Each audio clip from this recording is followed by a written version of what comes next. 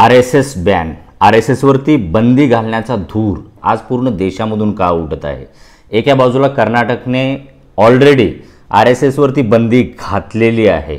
त्यांनी पूर्ण शाळा, कॉलेज, महाविद्यालय जे काही सरकारी प्रिमाइसेस आहेत त्या म्हणजे शासकीय मैदानावरती RSS कुठलेही प्रोग्राम घेऊ शकत नाही विदाऊट परमिशन. तर तिथं थोडं RSS वरती बंदी लागायला चालू झालेली आहे. आणि महाराष्ट्रामध्ये सुद्धा छत्रपती संभाजीनगरमध्ये आज आंबेडकराईट लोकांनी RSS वरती बंदी घालण्याचे आंदोलनं चालू केलेले आहेत. नेमकं कारण काय आहे की RSS वरती आज बंदी घालायची परत एकदा वेळ आलेली आहे? ह्याच्या आधी 3 वेळा RSS वरती बंदी घातली गेली होती. त्यावेळेस त्यांच्या जे RSSचे त्यावेळेसचे सरसंघचालक होते त्यांनी साष्टांग दंडवत वगैरे घेऊन त्यांच्याकडून परत एकदा RSS वरती बंदी हटवलेली होती. पण आता समजून घ्यायची वेळ आलेली की RSS वरती बंदी का घातली गेली होती, का उठवली गेली होती आणि आज RSS वरती परत बंदी घालण्याची काय वेळ आलेली आहे. आणि आज RSS जगातील सर्वात मोठं संघटन झालेलं आहे. RSSची 100 भरलेली आहे. RSS जगातलं सगळ्यात श्रीमंत संघटन सुद्धा आहे. आज RSS रजिस्टर्ड संघटन नसताना सुद्धा त्यांचे प्रत्येक जिल्ह्यामध्ये तुम्हाला चांगल्यातले चांगले 5 स्टार्स त्यांचे ऑफिसेस भेटतील. त्यांच्या स्वयंसेवकांचे मोठमोठे उद्योग व्यवसाय चालू झालेले आहेत. आणि आता दिल्लीमध्ये तर 3-4 हजार करोडचं त्यांचं मोठं ऑफिस बनत आहे. तर हे सगळा पैसा येतोय कुठून? आज RSS वरती बंदी घालण्याचे सगळ्यात मोठे कारण काय आहेत? परवा तर मध्ये एक अशी न्यूज आली होती की केरळामध्ये एक इंजिनियर पोरावरती समलैंगिक अत्याचार करून तो वयाच्या 4थ्या वर्षापासून तो शोषण सहन करत होता. त्याला सहन न होता त्याने आत्महत्या केली. ते सगळे त्यांनी लिहून दिलेले आहेत. असेच काही केरळमधून न्यूज आलेले आहेत की RSSचे कार्यकर्ते बॉम्ब बनवताना पकडले गेले. ह्याच्या पाठीमागं हेमंत करकरेच्या मृत्यूच्या पाठीमागं, त्यांची हत्या करण्याच्या पाठीमागं RSSचा हात दिसून येतोय. ती मालेगावच्या बॉम्बस्फोटच्या प्रकरणामध्ये अभिनव भारत ही संघटना भारत देशामध्ये कशा प्रकारे आतंक माजवण्याचा प्रयत्न करत होती. ह्या सगळ्या गोष्टी कुठं ना कुठं RSSशी जोडत चाललेल्या आहेत. आज तुम्ही RSSची वैचारिक आणि RSSची बांधणीच्या पाठीमागे जर तुम्ही बघितलात तर ती कशी बांधणी केली जाते. मी माझ्या मित्रांनी एकदा मला RSSच्या शाखेमध्ये घेऊन गेलं होतं. एका दिवशी शाखेत गेल्यानंतर त्या सगळ्या लोकांनी आपले कॉन्टॅक्ट नंबर घेतात, तुम्हाला एवढा फॉलोअप घेतात की तुम्ही तिथं गेलंच पाहिजे. तुमची इच्छा नसताना सुद्धा ते लोक तुम्हाला घेऊन जातात, तुमचा फॉलोअप घेतात, तुम्हाला सोबत चहा पाण्याला येतात, तुमच्या घरापर्यंत येतात. एवढं मोठं फॉलोअप तुम्हाला ना इलाज असतं तिथंपर्यंत घेऊन गेलं जातं आणि त्यांच्यामध्ये इन्व्हॉल्व्ह होऊन गेलं जातं. आणि तुम्ही थोडं इन्व्हॉल्व्ह होता त्या परिस्थितीशी किंवा काही गोष्टी तुम्हाला आयडिओलॉजिकली ते चांगलं वाटायला असे बोलायला चालू करतात आणि तुम्हाला त्याच्यामध्ये इन्व्हॉल्व्ह करून घेतात. आणि इन्व्हॉल्व्ह झाल्यानंतर कॅटेगरी वाईज तुम्हाला डिवाइड केलं जातं की तुम्ही कुठल्या कामासाठी बनलेले आहेत. बहुजनाचे पोरं सगळे ते बजरंग दलामध्ये किंवा SC STचे पोरं बजरंग दलामध्ये टाकले जातात, गोरक्षकमध्ये टाकले जातात. तुम्हाला काहीतरी गोड धर्माचं जहर तुमच्या नसानसामध्ये फिरवलं जातं. तुमचे शत्रू मुस्लिम आहे, तुमचे शत्रू ख्रिश्चन आहेत, तुमचे फलाना ढिमकाना काँग्रेस शत्रू आहे हे दाखवून तुमचे माते फिरवण्याचा प्रयत्न केला जातो. स्वातंत्र्याच्या काळामध्ये काँग्रेसने काय केलं, त्याच्या आधी काँग्रेसने काय केलं, काँग्रेसच्या किती चुका होत्या हे फक्त ते लोक सांगत असतात. मग एक साधा प्रश्न असा पडतो की काँग्रेसने मानलं चला चुका भरपूर केल्या, मग त्यावेळेस RSS काय करत होते? हे साधे प्रश्न सुद्धा RSSच्या स्वयंसेवकाला किंवा त्या संघटनेमध्ये गेलेल्या लोकांना पडत नाही. चला गांधीजी, नेहरू, सगळे वल्लभभाई पटेल, बाबासाहेब आंबेडकर किंवा भगतसिंग, राजगुरू, सुखदेव हे सगळे क्रांतिकारी थोडा वेळ बाजूला ठेवत, सुभाषचंद्र बोस झाले, असे सगळे क्रांतिकारी बाजूला ठेवत मग RSS ज्यावेळेस हिंदू महासभा होती ते काय करत होते? कधीतरी ह्या प्रश्नाचं उत्तर शोधण्याचा प्रयत्न करा. ते लोक फक्त आणि फक्त इंग्रजाची गुलामी करत होते. इंग्रजांना ह्या लोकांची मुवमेंट बंद पडले पाहिजेत. भारत छोडो आंदोलनाला विरोध करणारे, सुभाष बाबूंची जी आझाद हिंद सेना होती त्याला विरोध करणारे, त्याच्यामध्ये जाणाऱ्या लोकांना थांबवणारे किंवा ते इंग्रजांना पकडून देणारे हे सगळेच्या सगळे RSSचे लोक होते.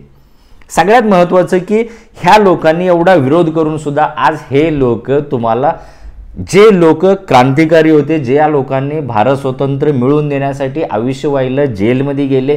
ते नेहरू 13 वर्ष जेलमध्ये होते, नेहरूची पूर्ण खानदान जेलमध्ये होती. त्या काळामधले त्यांनी 300 करोड देशासाठी वाहिले आणि त्याच्या नावानं आज जे गुलामी करत होते, जे चाटुगिरी करत होते ते देशभक्ती सांगतायत त्या माणसाला. कुठे ना कुठं ह्या संघातल्या लोकांना, म्हणजे मी संघातल्या लोकांना तर म्हणतो की ते नागपूरचं शेण भरलेलं असतं त्यांच्या डोक्यामध्ये आणि त्याचा वास सगळीकडे मारत फिरवत असतात. ते ह्याच्या पलीकडे त्यांच्याकडं दुसरं काहीही नाही. कारण त्यांचे एवढी म्हणजे तर्क थोडंही त्यांच्याकडे शिल्लक नाही, किंवा तो तर्क एवढ्या छान पद्धतीनं मारून टाकला जातो की तुम्हाला प्रश्न विचारायची मुभाच अजिबात नाही.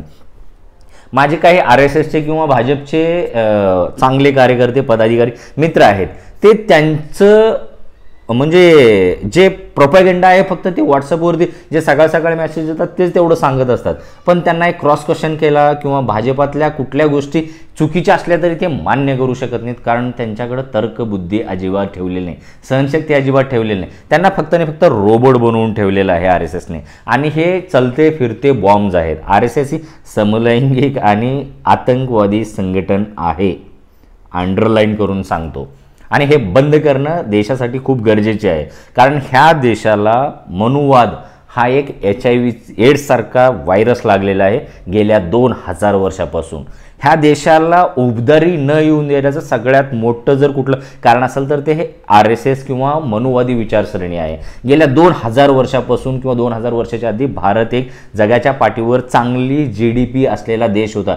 सगळ्या जगातले लोक ह्या देशावरती येऊन आक्रमण का करत होते तर इथली जमीन सुपीक होती, इथं खनिज संपत्ती चांगली होती, इथं शिक्षणाची गंगा वाहत होती, नालंदासारखे युनिव्हर्सिट्या होते इथं. हे सगळंच्या सगळं असताना सुद्धा भारत देश एवढा विकलांग, एवढा अपाहिज आणि एवढा बौद्धिक लकवा मारलेला देश कसं का आजही आहे, असे प्रश्न का पडत नाहीत. ज्यावेळेस बुद्ध संस्कृती भारतावरती पूर्णपणे छाप ठेवलेली होती त्यावेळेस ह्या लोकांनी बुद्धाच्या संस्कृतीला पूर्णपणे भारतातून बाजूला काढले. बुद्ध भिक्षुकांना अक्षरशः तळून तळून मारले, तेलामध्ये टाकून त्यांनी कापून टाकले, पुरून टाकले.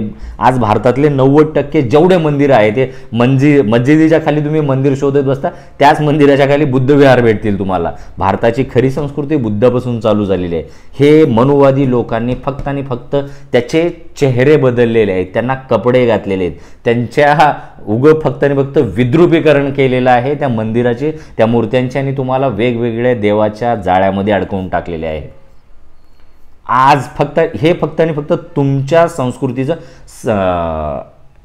चेष्टा मजाक करून तुमची मानसिक गुलामीमध्ये घेऊन येण्यासाठी गोड ते पुराण रचलेले आहेत, ग्रंथ रचलेले आहेत. ग्रंथही म्हणता येत नाही, सगळा फापड पसारा त्या ग्रंथामध्ये आणि त्या पुराणामध्ये घालून तुम्हाला त्या पुराणाच्या आणि त्या ग्रंथाच्या आजूबाजूला, त्या देवाच्या आजूबाजूला पूर्ण ह्या देशाला गेल्या 2000 वर्षापासून फिरवलेला आहे. हा देश वैज्ञानिक दृष्टिकोन 2000 वर्षाच्या आधी जर बाळगत होता तर 2000 वर्षानंतर सुद्धा आज बावळटगिरी का करतो हे समजून घेण्याची गरज आहे. जग आज AIची रेस लढत आहे, जग आज मार्समध्ये जाण्याची रेस लढत आहे, जग आज इंडिपेंडेंट म्हणजे सगळ्या बाजूनं स्वाभिमानी होण्याचा प्रयत्न करतो. आणि आपण आजही निर्भरता आहोत. आपल्याला कधी पाकिस्तानकडून तोंड घशी पडावं लागतं, कधी अमेरिका आपली नाचक्की करून टाकतोय. तो ट्रम्प तर एवढा खालच्या लेवलला नेऊन टाकलेला आहे. तिकडं चायना आणि रशियामध्ये ब्रिक्ससोबत आपण कॉन्ट्रॅक्ट केलेलं होतं,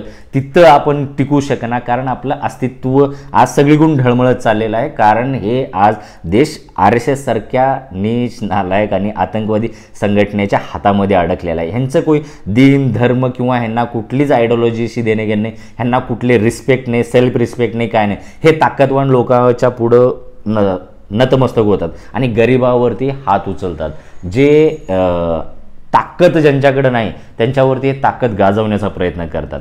आज देशाला परत आधीची जी संस्कृती होती, आधीची जी गतवैभव होतं, गतवैभव मिळवून देण्यासाठी कुठं ना कुठं हे मनुवादी विचारसरणीच्या समलैंगिक आतंकवादी संघटन RSSला कुठं ना कुठं बंदी घालणं खूप गरजेचे आहे. आणि जे आपल्या पूर्वजांनी चूक केले ह्याच्यावरची बंदी उठवली, ह्याच्यावरची बंदी उठवणं म्हणजे सगळ्यात मोठा मूर्खपणा आहे. बंदी पडली की चांगली बंदी पडली पाहिजे आणि ह्यांना शोधून ह्यांच्यातलं जो विष आहे ना तो पिळून बाहेर काढला पाहिजे, हाकलून दिला पाहिजे. कारण हा देश इथल्या SC, ST, OBC आदिवासी लोकांचा देश आहे. ह्या लोकांचा नाही. ह्या लोकांनी गेल्या 15 वर्षामध्ये तुम्हाला पूर्णपणे पिळून टाकलेलं आहे. आज शेतकरी आत्महत्या करण्याच्या आत्महत्या करण्यासाठी प्रवृत्त केलं जातं शेतकऱ्यांना. गेल्या 10 वर्षाच्या पाठीमागं सोयाबीनचे भाव 5-6 हजार रुपये होते आणि तेलाचे भाव 60 रुपये होते. आज सोयाबीन 3500 रुपये झालेलं आहे आणि तेलाचे भाव 150 रुपये झालेले आहेत. हे भाव कशामुळे डिसाईड होतात? हे शेतकऱ्याला जगवण्यासाठी आहे का त्यांच्या सो कॉल्ड लोकांना मोठं करण्यासाठी आहे? आत्ता लोकांना विचार करण्याची गरज आहे आणि RSSवरती बंदी घालण्याची नितांत गरज आहे. धन्यवाद.